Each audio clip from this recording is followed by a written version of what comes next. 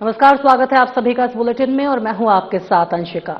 राष्ट्रमंडल खेल 2026 में महिलाओं की 53 किलोग्राम भारोत्तोलन स्पर्धा में रजत पदक जीतने वाली राजनांदगांव की खिलाड़ी ज्ञानेश्वरी यादव का मुख्यमंत्री निवास में भव्य स्वागत किया गया। मुख्यमंत्री विष्णुदेव साय ने ज्ञानेश्वरी को उनकी ऐतिहासिक उपलब्धि पर बधाई देते हुए 30 लाख रुपए की प्रोत्साहन राशि देने और आउट ऑफ टर्न डीएसपी पद पर उन्नति की भी घोषणा की। मुख्यमंत्री साय ने कहा कि ज्ञानेश्वरी यादव की उपलब्धि पूरे छत्तीसगढ़ के लिए गर्व का विषय है। उन्होंने 53 किलोग्राम भारोत्तोलन वर्ग में कुल 199 किलोग्राम वजन उठाकर देश और प्रदेश का नाम रोशन किया है।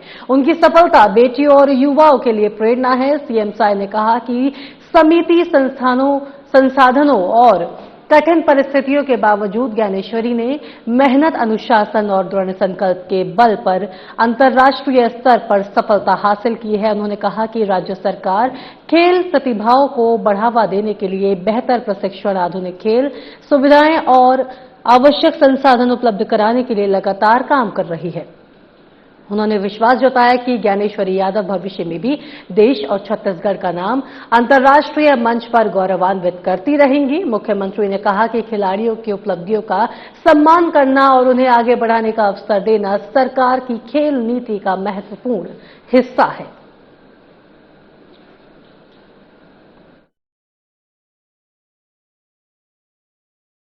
आज का ये दिन छत्तीसगढ़ के लिए बड़ा ही ऐतिहासिक और महत्वपूर्ण दिन है। हमारे छत्तीसगढ़ की बेटी ज्ञानेश्वरी यादव ग्लासगो से कॉमनवेल्थ गेम वेट लिफ्टिंग में रजत पदक जीतकर आज छत्तीसगढ़ आई हैं। साथ में उनके माता पिता भी आए हैं, तो उनका बहुत बहुत स्वागत है, अभिनंदन है। ज्ञानेश्वरी ने अपने माता पिता के नाम के साथ साथ छत्तीसगढ़ का नाम भी रोशन किया है। मेरा सौभाग्य है कि जाते समय भी इनसे मुलाकात हुई थी और जब ये विजेता हुई और जब वो यूके में थी तब भी फोन पर इनसे बात हुई थी। हमने इनको बधाई दिया था और बहुत बहुत शुभकामनाएं हैं और आगे बढ़ें और छत्तीसगढ़ और देश का नाम रोशन करें। कवर्धा में श्रावण मास के प्रथम सोमवार पर ऐतिहासिक एवं आस्था के केंद्र बाबा भोरमदेव मंदिर के लिए निकली 18 किलोमीटर लंबी पदयात्रा में उप मुख्यमंत्री विजय शर्मा सहित हजारों श्रद्धालु शामिल हुए। पंचमुखी बूढ़ा महादेव मंदिर के वैदिक मंत्रोच्चारण के साथ पूजा अर्चना के बाद हर हर महादेव और भोले बम के जयकारे के बीच पदयात्रा का शुभारंभ हुआ। मार्ग भर श्रद्धालु, कांवड़ियों और महिलाओं युवाओं में जबरदस्त उत्साह देखने को मिला। विभिन्न सामाजिक संगठनों, ग्राम पंचायतों और संस्थाओं ने जगह जगह स्वागत कर चाय, नाश्ता, जूस, शरबत एवं फल वितरित किए। भगवान शिव परिवार पर आधारित आकर्षक झांकियां श्रद्धालुओं के आकर्षण का केंद्र रही। समनापुर में महिला एवं बाल विकास विभाग के बेटी बचाओ बेटी पढ़ाओ स्टॉल का अवलोकन करते हुए उप मुख्यमंत्री ने बेटियों की शिक्षा, सुरक्षा और सम्मान का संदेश जन जन तक पहुंचाने पर जोर दिया। उन्होंने कहा कि बाबा भोरमदेव केवल धार्मिक आस्था का केंद्र नहीं बल्कि छत्तीसगढ़ की ऐतिहासिक और सांस्कृतिक पहचान का प्रतीक है और सरकार इसके संरक्षण, विकास और श्रद्धालुओं की सुविधा के लिए विस्तार से कार्य कर रही है।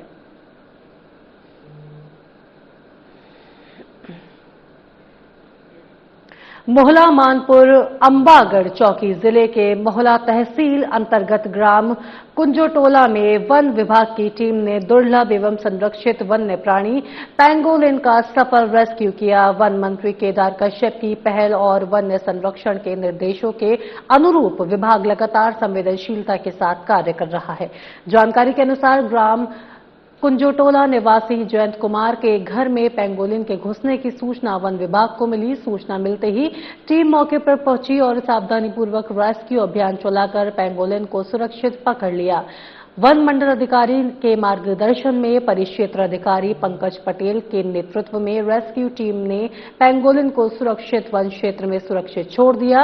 अभियान में डिप्टी रेंजर महेंद्र बघेल और शोभित राम यादव की अहम भूमिका रही। बता दें कि पेंगोलिन वन्यजीव संरक्षण अधिनियम 1972 के तहत अत्यंत संवेदनशील और दुर्लभ प्राणी माना जाता है। ग्रामीणों से अपील की गई है कि वन्यजीव मिलने पर तुरंत विभाग को सूचना दें। लोगों को जागरूक और सहयोग से वन्यजीवों का संरक्षण और प्रभावी ढंग से हो सकता है।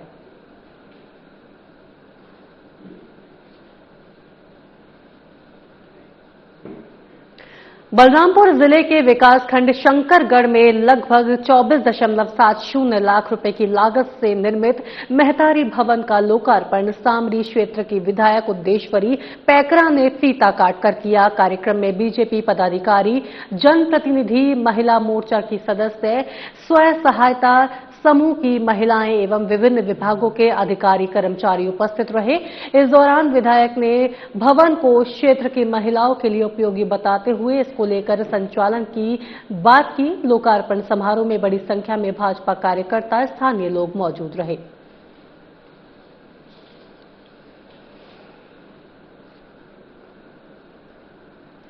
सुकमा जिले के भेज्जी थाना क्षेत्र अंतर्गत बोधराजपुर के जंगलों में सर्च अभियान के दौरान सीआरपीएफ की 50वीं बटालियन के जवानों ने नक्सलियों द्वारा छुपाकर रखा गया 1 वोल्ट एक्शन राइफल और 47 जिंदा कारतूस बरामद किए हैं। जानकारी के अनुसार ये अभियान सीआरपीएफ के डीआईजी राजेश जी पांडे और 50वीं बटालियन के कमांडेंट प्रेमजीत सिंह के निर्देशन में चलाया गया। तलाशी के दौरान जवानों को जंगल में छुपाकर रखा गया हथियार और गोला बारूद बरामद हुआ है, जिसे जब्त कर लिया गया है।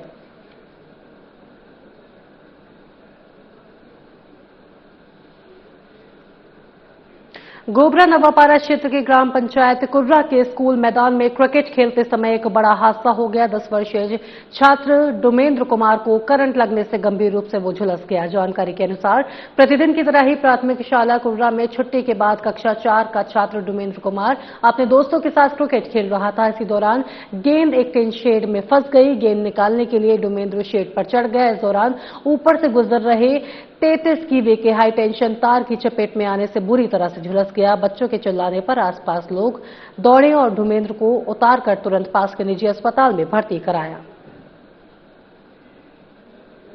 डॉक्टर के अनुसार उसकी हालत अभी भी गंभीर बनी हुई है। ग्रामीणों का कहना है कि पंचायत प्रतिनिधियों ने सुशासन त्योहार में इस खतरनाक तार को हटाने के लिए विद्युत विभाग को आवेदन दिया था, लेकिन अब तक कोई कार्रवाई नहीं हुई।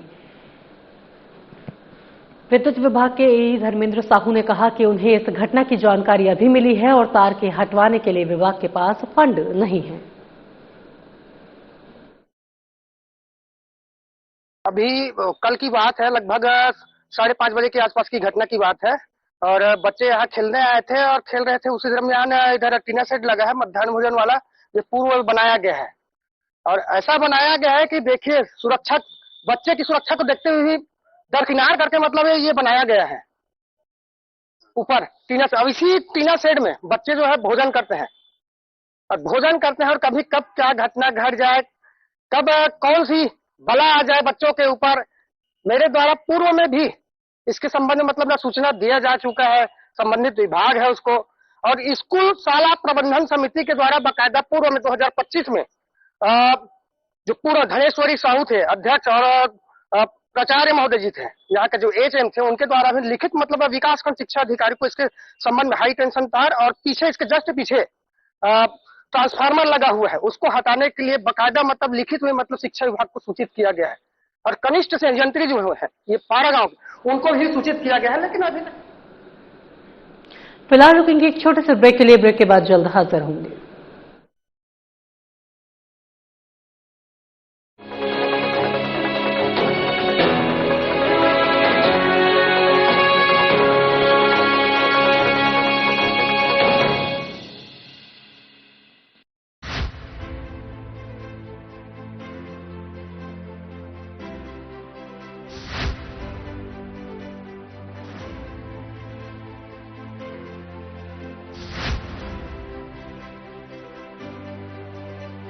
विजन 2047 की बात करते हैं। हाँ, पिक्चर पूरी बाकी है, तो बहुत देश को आगे ले जाना है। वो तो ये था कि शतरंज की बिसात बिछाई जाती थी कि किस तरह से बिसात बिछाई जाए कि हम सामने वाले को फटका नहीं दे दें, लेकिन आजकल गोगली फेंका जा रहा है बहुत ज्यादा। क्या सामने वाले गोगली पर सिक नहीं लगा पा रहे, क्या लपक लिए जा रहे हैं? कांग्रेस पार्टी के बैट्समैन तो गोल्डन डक में आउट होने वाले हैं।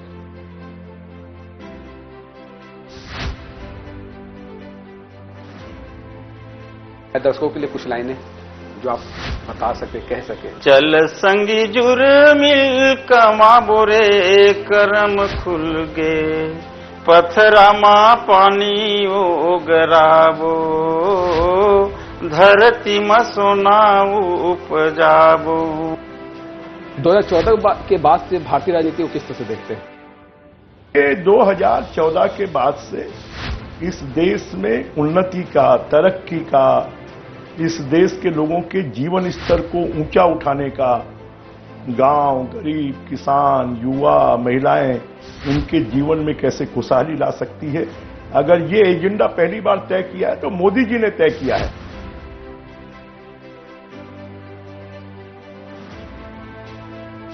से काम होना चाहिए था जो नहीं हो पाया। नहीं, देखिए सभी ने काम किया है, मैं बिल्कुल ये नहीं कह रहा हूं कि किसी ने काम नहीं किया है। हाँ, विगत सरकार ने भी कुछ किया है, परंतु कॉम्प्रोमाइज रही काफी चीजों पर, यह भी सच है। आयुष्मान में जो अभी अनियमितताएं बढ़ती जा रही है निजी हॉस्पिटलों के द्वारा। आपने बहुत बढ़िया किया है प्रश्न पूछकर। जी, मेरी इससे भावनाएं भी जुड़ी हुई हैं, क्योंकि मैं एक ऐसे क्षेत्र से आता हूं जहां लोगों को बीमार होने के बाद छोटे छोटे टेबलेट्स के लिए मुर्गियां बेचते देखा हूं। कि सत्ता रहे तो संगठन का काम बहुत राह आसान हो जाता है या चुनौतियां और बढ़ जाती है? नहीं, संतुलन, बेहतर संतुलन के साथ सब काम कर रहे हैं। देखिए, ये कहने को एक वो बन गया है कि सत्ता और संगठन, वरना सत्ता में कौन है बताइए ना। विष्णुदेव साई जी मुख्यमंत्री जी हैं, लगातार अध्यक्ष रहे हैं। महतारी वंदन योजना से मंत्री जी आपने किस तरह का बदलाव देखा महिलाओं के बीच? सबसे पहले तो विशेष साधना न्यूज को बहुत बहुत धन्यवाद देना चाहूँगी कि आज मुझे लगता है इस तरह से पहली बार आपसे फेस टू फेस हो रहा है। और दूसरी बात ये है कि हमारे लिए नहीं, ये तो छत्तीसगढ़ में भारतीय जनता पार्टी की सरकार बनाने में महत्वपूर्ण भूमिका निभाई है महतारी वंदन योजना।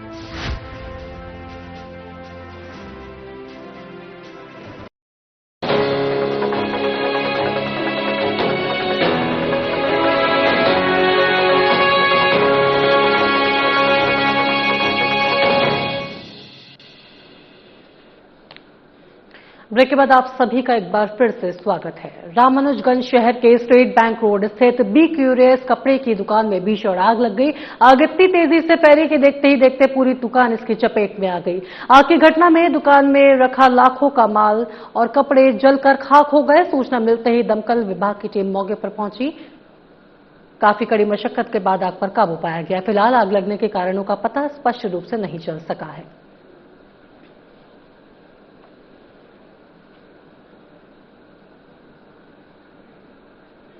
गरियाबंद में सोशल मीडिया प्लेटफॉर्म फेसबुक पर अनिल द्विवेदी द्वारा व्यक्ति के द्वारा जातिगत अभद्र टिप्पणी के विरोध में राजा पड़ाव क्षेत्र के सैकड़ों ग्रामीण एकजुट हो गए हैं। ग्रामीणों ने पोस्ट की कड़ी निंदा करते हुए संबंधित व्यक्ति के खिलाफ सख्त कार्रवाई की मांग की है। ग्रामीणों ने शोभा थाना प्रभारी को ज्ञापन सौंपकर मामले की निष्पक्ष और दोषी के विरुद्ध कड़ी कानूनी कार्रवाई की मांग की है।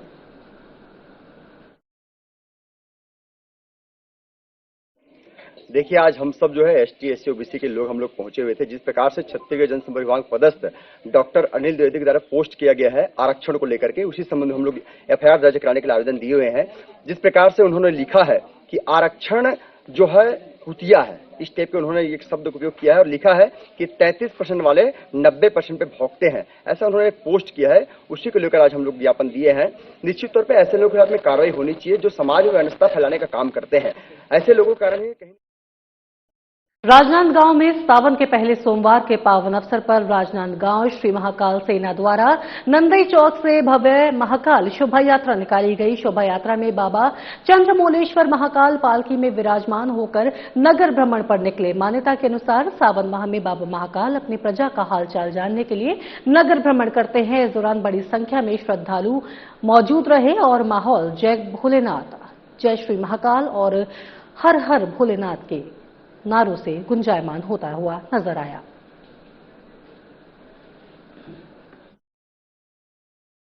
जय श्री महाकाल श्रावण महीना का यह पावन अवसर है और श्रावण महीना के प्रथम सोमवार में राजेश्वर महाकाल मंदिर के तत्वाधान में महाकाल सेना के द्वारा यह 7वां वर्ष है बाबा चंद्रमौलेश्वर महाकाल की शोभा यात्रा नगर में जो है नंदई से अभी प्रारंभ होने जा रही है। बाबा चंद्रमौलेश्वर महाकाल नगर में अपनी प्रजा का हालचाल जानने के लिए निकलते हैं। हर वर्ष की भांति इस वर्ष भी बहुत ही धूमधाम से और भव्य रूप से जो है यह पालकी शोभा यात्रा महाकाल सेना के द्वारा। खैरागढ़ जिले में जन समस्याओं को लेकर कांग्रेस ने बड़ा शक्ति प्रदर्शन करते हुए डोंगरगढ़ खैरागढ़ मुख्य मार्ग पर करीब 2 घंटे तक चक्का जाम किया। विधायक हर्षिता स्वामी बघेल, पूर्व विधायक भुवनेश्वर बघेल, कांग्रेस पदाधिकारी और बड़ी संख्या में ग्रामीणों ने लगभग 40 ट्रैक्टरों के काफिले के साथ ग्राम खपरी सिरदार से रैली निकाली जो भंडारपुर होते हुए ढारा के नितिन चौक पहुंची। यहां प्रदर्शनकारियों ने सड़क पर बैठकर प्रधानमंत्री ग्राम सड़क योजना के तहत खपरी सिरदार से ढारा तक प्रस्तावित 12 किलोमीटर सड़क निर्माण, अघोषित बिजली कटौती बंद करने, बढ़े हुए बिजली बिलों से राहत, स्मार्ट मीटर लगाने पर रोक तथा किसानों को समय पर उचित मूल्य पर खाद उपलब्ध कराने की मांग की है।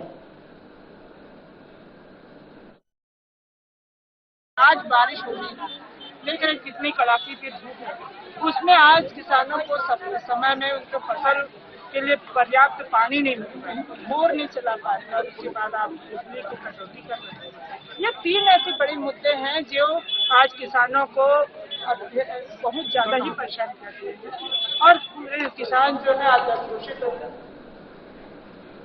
बेमेतरा के ग्राम पंचायत बैजलपुर के पूर्व सरपंच छोटूराम साहू ने करीब 3 लाख रुपए के बकाया भुगतान की मांग को लेकर कलेक्टर कार्यालय पहुंचकर कलेक्टर प्रतिष्ठा ममगाई से न्याय की गुहार लगाई है। पूर्व सरपंच का आरोप है कि उन्होंने पंचायत के सीसी रोड और नाली निर्माण का कार्य कराया था। निर्माण कार्य पूरा हुआ लगभग 1 वर्ष होने वाला है और बिल भी तैयार हो चुका है, लेकिन अभी तक भुगतान नहीं किया गया। उनका कहना है कि पंचायत सचिव जयप्रकाश साहू से कई बार भुगतान और हिसाब किताब की मांग की गई है, लेकिन हर बार केवल आश्वासन ही मिला है।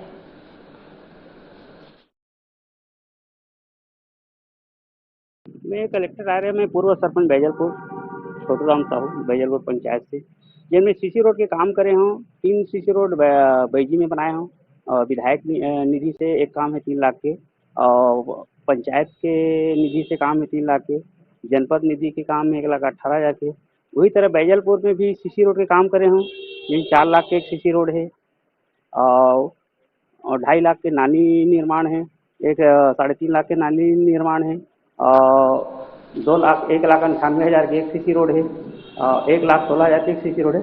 ऐसे लगभग 20 लाख कुछ रुपए के पेमेंट बने हैं।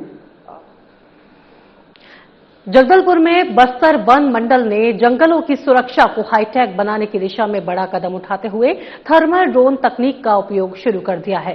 इस अत्याधुनिक तकनीक की मदद से अब रात को अंधेरे और घने जंगलों में भी वन्य जीवों की गतिविधियों के साथ साथ मानव गतिविधियों पर प्रभावी ढंग से निगरानी की जा सकेगी। वन विभाग के अनुसार थर्मल ड्रोन इमेजिंग ड्रोन से अवैध कटाई, लकड़ी तस्करी और वन्य जीवों के शिकार जैसी गैरकानूनी गतिविधियों का आसानी से पता लगाया जा सकेगा। ड्रोन में इंफ्रारेड और नाइट विजन जो थर्मल कैमरे हैं वो लगे रहते हैं, इनबिल्ट रहता है। मतलब टॉप व्यू से हम जंगल को स्कैन करते हैं, न केवल दिन में बल्कि रात में भी। इससे क्या होता है कि जो वन्य जीव का मूवमेंट है उसको हम प्रेडिक्ट कर लेते हैं कि वो किस दिशा में आगे बढ़ रहा है और जिससे इसका फायदा ये होता है कि आगे बढ़ते दिशा में हम।